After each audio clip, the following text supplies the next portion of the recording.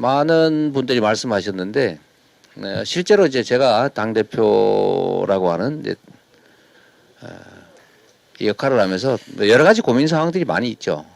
그런데 물론 뭐 그 이전에 있었던 여러 가지 뭐 중대한 고비들도 있긴 했습니다만, 하여튼 아주 긴 시간 아주 본질적인 고민을 한 주제는 이번이 제일 큰 것 같습니다. 그래서 사실 처음에는 좀 당황했고, 여러 가지 상황으로 당황했고, 그 다음에는 이해하려고 노력했고, 그 다음에 이 흐름은 대체 뭘까? 그냥 표면에 드러난 그냥 갈등일까? 아니면 근본적인 무엇인가가 있는 걸까? 이런 생각. 근데 그 원인이나 현상을 정확하게 이해를 못하니까 어떻게 해야 될지도 잘 모르겠고, 그런데 많은 분들하고 대화하고 이제 말씀을 들어보기도 하고, 지금까지 나온 이제 정리된, 또 완전히 정리된 건 아닙니다만, 생각은 아까 김민석 의원께서 말씀하셨던 구석기에서 신석기로, 저는 그거보다는 더 격렬한 변화, 그러니까 석기 시대에서 금속기 시대로, 금속 시대로, 청동 시대로 거의 이런 변화 아닐까 그런 생각을 합니다. 당원들의 입장이라고 하는 게 너무 격렬하고 너무 근본적이고 너무 깊어서 너무 깊은 곳에서 뭐랄까 튀어나온 그런 것들이어서 저게 뭔가를 이제 이해하려고 노력했습니다. 지금까지 생각을 해본 결과로는 거대한, 지금은 잘 인지하지 못하는 거대한 변화의 중심에 마치 태풍의 눈 같은 회오리 속에 우리가 들어있다 하는 생각에 이르렀어요. 저는 이제 5.18 광주 민주화 운동 당시에 이제 계엄군이 철수한, 공권력이 완전히 철수해버린, 그야말로 민중들만 남은 그 짧은 기간이지만 그 며칠 사이에 우리가 보통 이제 경찰력, 공권력이 공백 상태가 발생하면 첫 번째 보이는 게 이제 약탈이잖아요. 남의 가게 막 털고 싸우고 뭐 폭력 행위 난무하고 부시고 막 이런 건데, 광주의 그게 계엄군이 철수한 며칠간은 완벽한 우리가 꿈꾸는 대동세상이었다는 겁니다. 모든 것을 나누고 서로 존중하고 서로 의지하고 믿으면서 그야말로 대동세상이 며칠간 이어졌죠. 절도 사건, 폭력 사건 이거 전혀 없었다는 거잖아요. 그 거대한 폭력 속에 갇혀 있었지만 5.18도 그러하고 또 87년에 우리 국민들의 힘으로 저도 그때 신세 그 미도표 백화점 뒤에 사법연수원 다닐 때인데 우리 연수원 동기들하고 수업 오후 3시에 수업 끝나면 맨날 거기 가서 놀다시피 했는데 어쨌든 그 역사의 연장에 있었습니다. 그걸 통해서 87 체제라고 하는 새로운 헌정 체제가 만들어졌고, 근데 그 과정에서도 물론 이제 권력에 의한 많은 희생이 있었습니다만 우리 민중들에 의한 그런 무질서, 파괴 이런 건 거의 없었죠. 그 촛불혁명은 우리가 모두 이제 지금도 기억하는 것처럼 정말로 그 무수히 많은 사람들이 집단 행동으로 권력을 끌어내렸지만 역시 무혈 명예혁명, 평화혁명, 세계사에 없는 기록을 우리가 남겼지 않습니까? 이 위대함이라고 하는 게 저는 이번 더불어민주당의 당원들에 의한 혁명, 공천혁명, 또 선거혁명으로 나타났다고 생각해요. 이게 뭐 많은 분들이 얘기하지만 소위 일당 독재 국가 빼고 이제 정당이 경쟁하는 민주 체제 국가에서 대한민국 더불어민주당만큼 이렇게 활동하는 당원이 많은 나라가 없다는 거죠. 이해할 수 없는 일이죠. 정치가 아주 많이 발전됐다고 하는 유럽에도 그 당원들이 그렇게 많지가 않아요. 하다못해 시장 뽑고 뭐 국회의원 후보 뽑을 때도 뭐 수십 명이 모여서 토론하는 수준. 우리처럼 이게 수천 명이 또 수만 명이 심하게는 뭐 100만 명이 200만 명이 참여한 그런 경우는 발견하기 어렵습니다. 더군다나 이게 당비를 내가면서 자기의 경제적 부담을 해가면서 사회 전체를 위해서 헌신하는 이런 이 현상이 이번에 이렇게 쭉 성장을 하다가 어느 순간에 뭐 천장에 머리가 닿아버린 그런 느낌?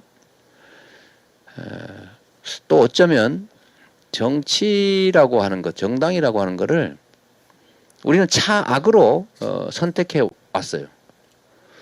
다 나쁜 집단인데 좀 덜 나쁜 집단을 어쩔 수 없이 선택한다. 죽지 못해 한다. 뭐 이런 느낌? 그런데 더불어민주당에 대해서 이번에 공천 과정을 거치고 또 총선에서 역할을 하고 그 성과를 내면서 더불어민주당에 대한 새로운 접근들이 시작되지 않았나. 새로운 기대, 새로운 느낌이 생겨나지 않았나 싶어요. 아까 말씀 잠깐 드렸습니다만 우리가 선거에서 지역에서 유권자들을 만나면 전에는 민주당이라고 하는 얘기를 잘 안 했거든요.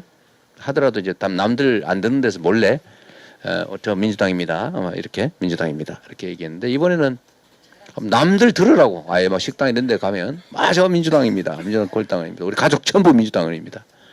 뭐 이렇게 표현들을 하셨단 말이에요. 자부심일 수도 있고요. 자신감일 수도 있고 책임감일 수도 있고. 하여튼 큰 변화죠. 우리 아마 정치 오래 하신 분들은 이번에 우리 당원들의 그런 적극적 반응 또 적극적인 실천 행동을 우리 거의 처음 겪은 거예요.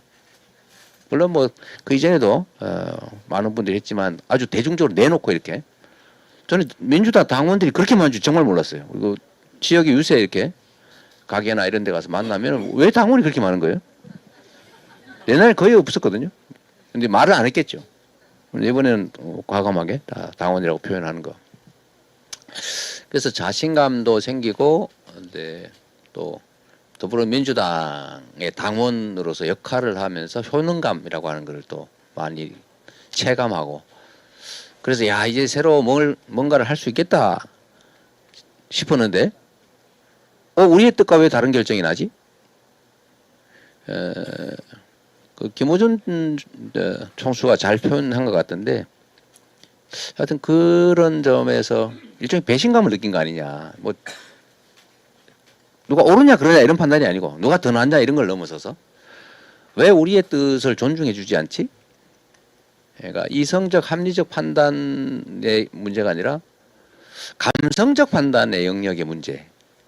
그런 생각이 좀 저도 똑같이 들었습니다.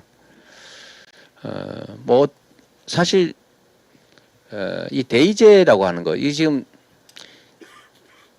원내 정당 또 좀 더 본질적으로 얘기하면 대의제도, 간접 민주주의 이거하고 직접 민주주의 또는 대중 정당, 당원 중심 정당, 직접 민주주의 이게 이제 충돌하는 건데 이전까지는 갈등 정도였다면 이번에는 충돌이 발생해 버린 거 아니냐. 이제 그런 생각이 좀 듭니다. 그런데 이게 전에는 충돌 강도 또는 갈등 강도가 별로 크지 않았는데 그냥 이번에는 꽝 부딪혀버린 것 같아요. 근데 원내 정당 대의제도를 이제 원내 정당 중심으로 간접 민주주의 중심으로 유권자는 투표하고 선출된 사람은 독립적으로 자율적으로 역할하고 권한을 행사한다. 근데 이런 전통적 관념. 근데 우리 당원들이나 또는 이 민주당 지지층들은 직접 민주주의 사고를 하는 거죠. 내 주권 의지가 그대로 반영돼야 되는데 왜 내 뜻대로 안 되지? 이게 충돌하게 된 것 같습니다. 근데 어느 쪽이 반드시 일방적으로 옳다고 할 수는 사실은 없어요. 이게 직접 민주주의가 100% 언제나 바람직하고 옳은 결과를 만들어내느냐 아닐 수도 있습니다. 그건 뭐 우리 교과서에 자주 나오는 얘기니까 그 이유는 생략하고 혹시 제가 이런 말 했다고 섭섭하게 생각하지 마시고요. 그건 실제로 대의 제도라고 하는 게 저는 자주 이제 정치는 대리하는 것이고 정치는 국민이 하는 거라고 말씀은 드리고 왜 우리가 대의 제도, 간접 민주제를 취하냐? 이건 지리적인 환경의 문제 또는 인원수의 문제 이런 것 때문에 우리가 더 간편하고 더 합리적인 의사결정을 위해서 대의 제도를 둔다. 그러니까 우리 대중의 뜻에 주권자의 그 뜻에 맞게 해야 된다고 원칙적으로 말하지만 그 집단적 의사결정이 언제나 반드시 100% 옳다라고는 할 수 없는데 그 완충 장치가 대의 제도일 수도 있는 거죠. 문제는 이게 일치하지 않는 게 그럼 바람직하냐? 바람직하지 않죠. 아까 말씀드렸던 것처럼. 가능하면은 맞춰가는 게 맞죠. 제가 이번에 여러 가지 지적들 중에 제일 아팠던 지적점은 이런 거예요. 윤석열 대통령, 또 현 집권 세력이 국민의 의지에 반하는 행동, 국정을 한다. 그러니까 국정 기조를 전환해라라는 국민의 요구다. 국민의 뜻에 맞지 않는 국정을 하고 있다. 이제 그런 거 아닙니까? 우리도 그렇게 주장하고 있고. 그런데 윤석열 정권은 제가 보기엔 지금도 말로는 전에 사과했는데 지금은 또 자기들이 옳다고 생각하는 것 같아요. 우리 국민들이 이해를 못 하시는 거지. 우리 잘하려고 했고 방향은 맞는데 뭐 공무원들이 좀 제대로 안 했거나 아니면 국민들이 이해를 잘 못하셔서 그러니까 내가 직접 설명하겠다 이런 생각을 하지 않나 싶어요. 근데 그거하고 이번 사태는 똑같은 거다라는 어떤 분의 지적이 있더라고요. 근데 거기에 공감하시는 분도 많고 물론 좀 100% 그게 일방적으로 동의하지는 않습니다만 어제 그 지적은 되게 아픈 부분이었어요. 저는 원내에 계시는 판단은 둘 중에 하나였으니까 양쪽이 어느 쪽도 저는 무슨 어떤 악의에 의하거나 그런 건 아니라고 봐요. 현 상황에 대한 이해가 좀 다르다. 또는 민주주의 시스템에 대한 접근 시각이 또 다를 수 있다. 저는 그런 생각이 좀 들었습니다. 그래서 저는 어느 쪽을 뭐 편들 수 없는 그런 입장이. 물론 전 내심에 여러분께 밝히지는 않죠. 제 생각도 있죠. 저도 누군가는 찍었죠. 저 기권하지 않았거든요. 저도 누군가는 찍었습니다. 무효표 없잖아요, 그죠? 예, 저도. 그러나 저의 결정이 어느 쪽인지는 모르겠지만 그렇다고 저의 판단만이 옳다라고 저는 생각하지는 않아요. 그래서 지금은 저는 거대한 주권 의지, 그러니까 자율적이고 능동적이고 적극적인 주권 의지가 막 이렇게 표출되는, 조직화되는 그 지점인데, 이게 마치 어쩌면은 조금 일찍 싹튼 싹이 너무 일찍 싹 터서 설이 맞아 버린 느낌, 그런 느낌? 그렇다고 이 싹이 사라지냐? 다시 솟아 올라올 거거든요.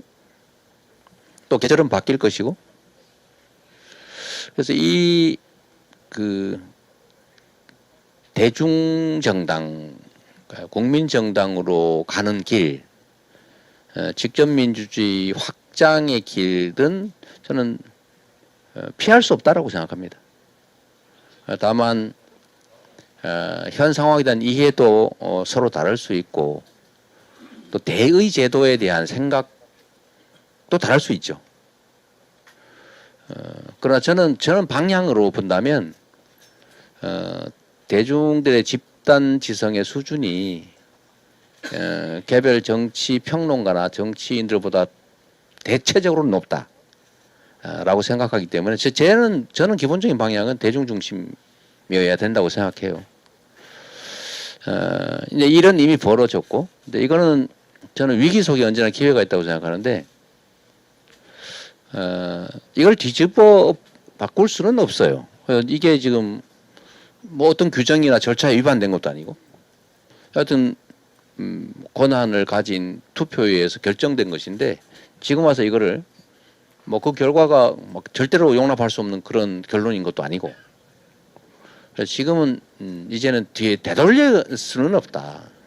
그러면 앞으로 저는 두 가지가 중요하다고 생각해요. 우리가 좀 더 섬세하게 예민하게 이 문제를 접근해야 된다. 그러니까 그냥 드러난 그냥 기분의 문제 이런 일시적인 문제 이게 아니고 아주 구조적이고 아주 본질적인 문제다. 그리고 거대한 변혁의 한 부분이다라고 인정하고 그 깊은 내면을 들여다보기 위해 더 많이 노력하고 또 그 방향이 훼손되지 않도록 그런 주권 의지라고 하는 게 제대로 발현될 수 있도록 우리가 어떤 장치들, 제도들, 시스템을 만들어 나가는 게 더 중요하지 않겠냐 그런 생각이 좀 들었습니다. 뭐 앞으로도 정리해야 될 것이 많긴 한데 너무 뻔한 얘기 같긴 하지만 어쨌든 이 문제에 있어서는 특히 이 근처에 계신 분들 이 근처에 계신 분들은 잘 수용하기 어려워요. 그런 분들이 많을 수 있습니다. 특히 오래 정치를 하신 분 아까 뭐 예로 적절할지 모르겠지만 다른 시대 상황에서 살아온 분들은 그 다른 시대를 잘 이해 못해요. 느껴지지가 않습니다. 그 억지로 들리기도 하거든요. 근데 그게 잘못이라고 비난할 수는 없어요. 우리 노력해야 되는 거죠. 그래서 저는 그랬으면 좋겠습니다. 이게 분명히 실망으로 나타나고 있고 어쨌든 가장 과격한 항의의 표시로 탈당하고 지금 한 15,000 몇백 명 된 것 같아요. 네, 된 것 같은데 물론 이게 추세 강도는 많이 떨어졌습니다만 여전히 계속 탈당하신 분도 계시고 뭐 취소하겠다 이런 분도 또 계시기도 합니다. 오죽하면 그러겠냐 아까 그 말씀하셨는데 오죽하면 그랬겠어요. 그러나 이게 이걸로 나 끝이야라고 하는 것보다는 저는 이게 어떤 악의에 의해서 벌어진 일은 아니라고 봅니다. 판단이 달랐던 거예요. 생각이 달랐던 겁니다. 그리고 어떤 게 더 나은지에 대한 기준이 달랐던 거예요. 그래서 이걸 악의로 막 적대적 관계로 저는 안 봤으면 좋겠어요. 판단이 달랐다.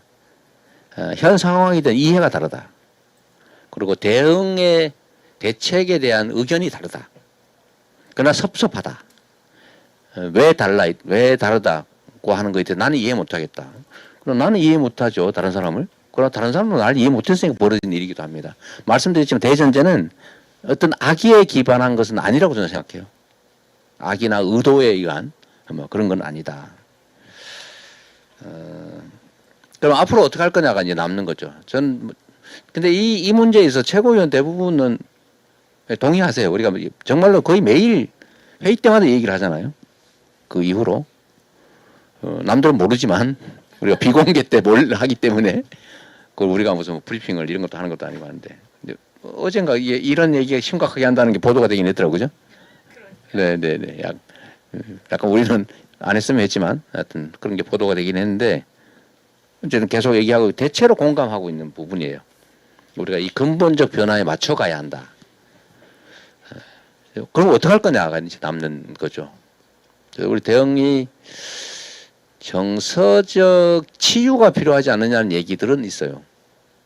그러니까 마치 이해관계처럼 이해하지 말아라. 아마 그런 분 많으세요. 우리가 뭐 어떤 후보가 나빠서 그러니? 라는 얘기 있잖아요. 이 사람은 더 나쁘고 이 사람은 더 나쁘기 때문에 이 사람은 저 사람은 그런 얘기 하는 거 아니다. 우리의 뜻, 의지를 왜 이렇게 존중 안 해주냐. 그런 거잖아요. 그러면 그 부분에 대해서 그러면 직접적으로 치유할 방법이 있느냐. 이걸 뭐 다시 되돌릴 수는 없고 우리 최고위원이나 지도분 또는 우리 당선자 여러분들이 저는 그렇으면 좋겠어요. 우리 당원들께서 좀 그래 주시고 우리 당선자분들 어디 원내에 계신 분들도 상대방이 저렇게 생각할 수 있구나. 그런데 큰 근본적 변화가 있는 거는 맞구나. 뭐 그걸 어떻게 대응할지에 대한 의견은 다를 수 있죠. 그러나 이 점들은 뭔가 큰 변화가 일고 있고 이 점에 대한 반응이나 좀 판단이 다르구나. 나하고는 다를 수 있구나. 라는 걸 좀 서로 인정해 주면 좋겠다는 생각입니다. 이제 앞으로 남아있는 문제는 그러면 이거를 그냥 방치할 거냐. 해결을 해야죠. 이제 이런 일들이 최소화되도록 우리 뭘 만들어야 되지 않겠어요? 그래서 우리 최고위에서도 이걸 좀 여러 차례 얘기했는데 그 얘기 중에 일부를 아까 우리 당직자 출신 당선자 분들이 이제 얘기를 해 주신 거예요. 이제 저거 말고도 많이 있겠죠. 당의 의사 결정에 당원들의 의사가 권리 당원들의 의사 또는 뭐 민주당 지지자인 국민들의 의사가 반영되게 하자. 어느 정도로 할 거냐, 어느 영역에 할 거냐라는 문제는 좀 나중에 구체적 논의를 하더라도 대중정당이라고 하는 우리 대한민국 민주정당의 발전 양상을 좀 반영하자. 시스템에, 의사결정에. 이런 점은 대체적으로 동의하고 있어요. 제가 거짓말하는 거 아니죠? 네. 고민이 너무 많으세요. 이건 정말 고민거리예요. 그래서 뭐 일부에서는 그런 얘기도 있더라고요. 제가 댓글 다 많이 읽어보거든요. 이 도대체 뭐 어떤 생각을 하고 있지? 우리 당원들은? 우리 지지자분들은 무슨 생각을 하지? 이래서 제가 밤늦게까지 댓글 읽고 이러느라고 시간을 많이 보내는데 근데 그중에 이런 것도 있더라고요. 우리가 뭐 투표에 10%뭐 반영한다고 우리가 뭐 동의할 것 같아? 뭐 사퇴해. 사퇴시켜. 이런 얘기. 그러나 아까 말씀드렸지만 그건 그렇게 할 수는 없죠. 그러나 첫 술에 배부를 수도 없어요. 이게 집단, 우리는 정말 250만이라고 하는 거대 집단이에요. 이거 한 개 국가 규모입니다, 사실은. 그것도 엄청 관심 많고 아주 개성 강하고 의지 강한 250만 무섭지 않습니까? 하나의 거의 국가 규모, 유럽으로 치면 그 국가 규모인데 그 규모의 그 사람들이 하나의 단일한 생각으로 다 통일할 수 있냐? 그렇지는 않죠. 또 의견은 다를 수 있지 않습니까? 그래서 이게 10% 예를 들면 아까 김민석 의원은 제가 일부러 이것 때문에 이제 초청했는데 김민석 의원이 10% 얘기한 건 정말 뒷골 잡으면서 하신 말씀이에요. 아마 여기 초선 당선자분들하고는 또 재선, 3선, 4선, 5선 이런 분들은 입장이 또 다릅니다. 선수가 높아질수록 사실은 아주 오래전에 정치를 시작하신 분들이기 때문에 정치적 생존 환경이 다르기 때문에 생각이 많이 달라요. 그럴 수밖에 없잖아요, 사람이. 근데 그분들 입장에서 보면 아니 선출한 자가 선출된 자를 뽑을 때 의견을 반영은 당연한데 선출자들끼리의 회의체 대표를 뽑는데 왜 선출한 자들이 직접 관여를 하겠다는 거지? 라는 의문을 가질 수 있잖아요. 그러면 뭘로 뽑았어? 직접 하지? 이런 생각이 있을 수 있죠. 그런데 10%라도 반영하자라고 이제 김민석 의원이 지금 몇 선이세요? 4선 된 거죠. 되게 어려운 얘기 하신 거예요. 여기 계셔. 제가 위로 드리는 거예요. 제가 정말 어려운 얘기 한 겁니다. 그리고 우리 초선 당선자분들도 이제 앞으로 저는 개별적으로 이 문제에 대해서 이제 터놓고 논쟁을 좀 하고 안 할 수가 없을 겁니다. 저희가 이제 그 이전부터 이제 우리 당 지도부에서 고민했던 것들이 있거든요. 다음 지방선거 공천을 우리가 잘해야 된다. 이번 총선 공천도 저나 우리 지도부에서는 정말 열심히 했잖아요. 공정하게 하려고 하고 당선 가능성 중심으로 판단하고 또 현역 의원들 정말 얼굴 많이 바치잖아요. 그 단수해주면 좋고, 다수 막 3인 경선해가지고 끝내버리면 되는데 굳이 결선하고 이게 얼마나 괴로웠겠어요, 주변 분들.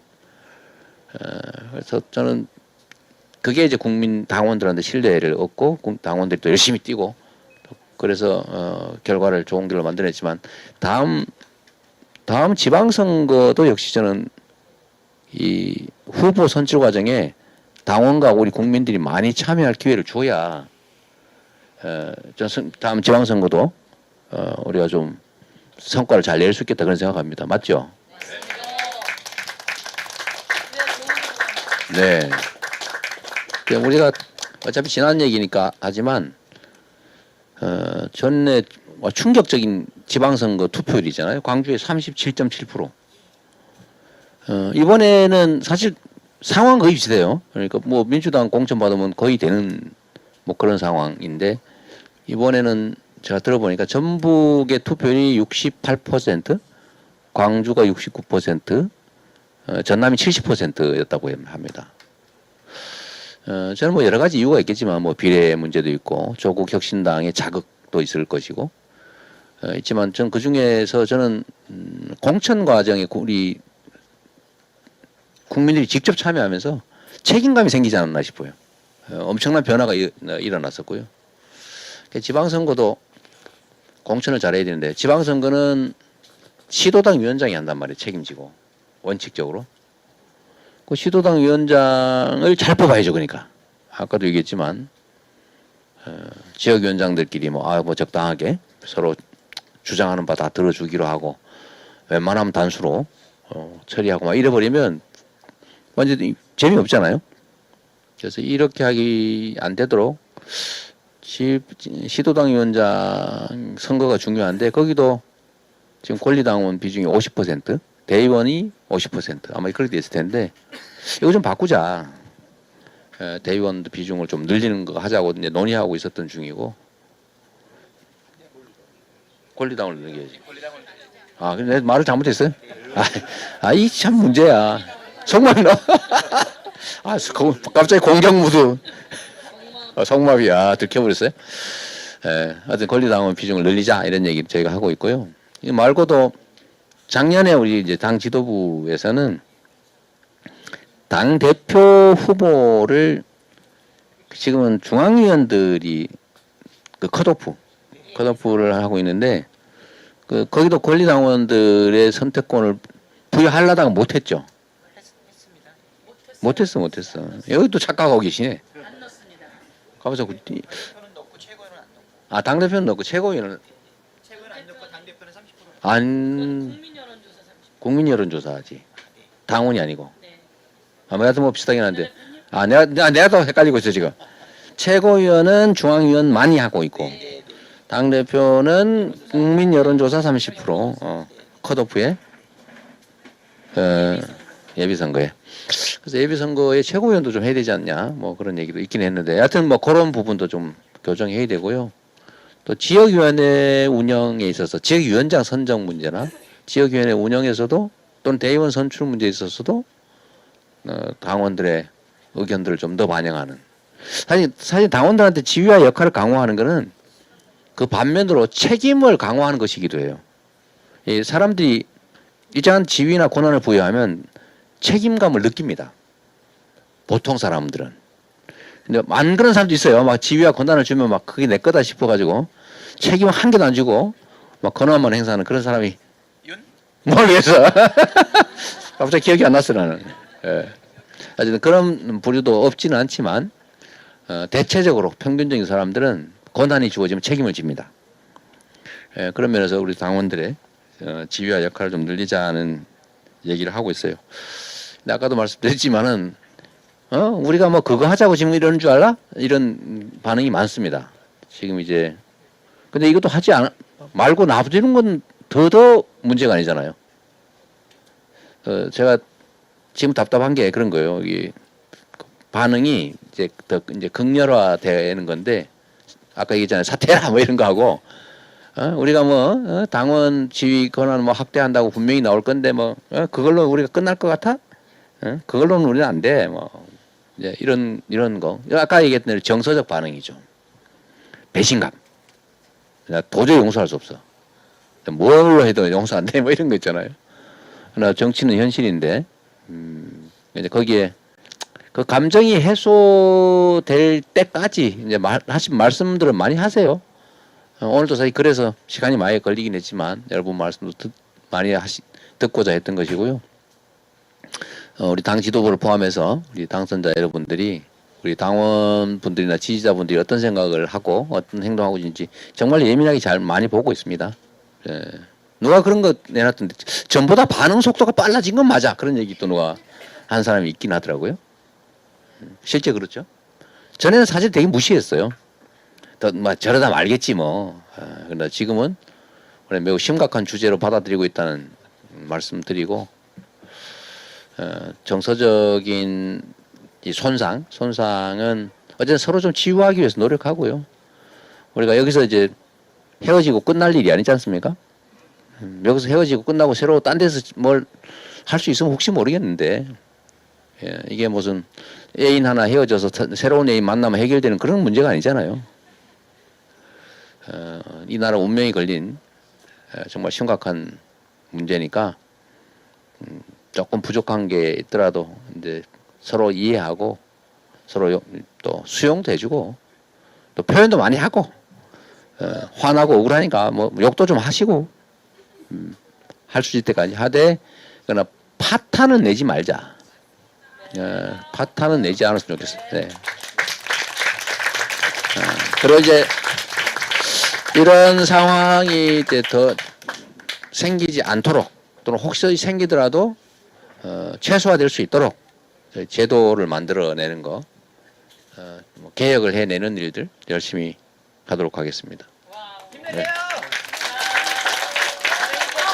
왜 이렇게 씩 웃는 거예요? 마무리 지금 해야 돼 지금은. 10시 넘어버렸네. 대표가 말이 많죠. 아니 이제 원래 예정된 시간이 10시까지였는데 더 늘어났어요? 당원들이 많아진 건 대표님 때문입니다. 우리 원래 이제 당선자들 농성 예정 시간이 10시까지였죠? 네. 농성조의 대우가 이렇게 흐트러지지 않고 갈수록 늘어나서 이렇게 많이 늘어난 거 격려 박수 좀 부탁드립니다.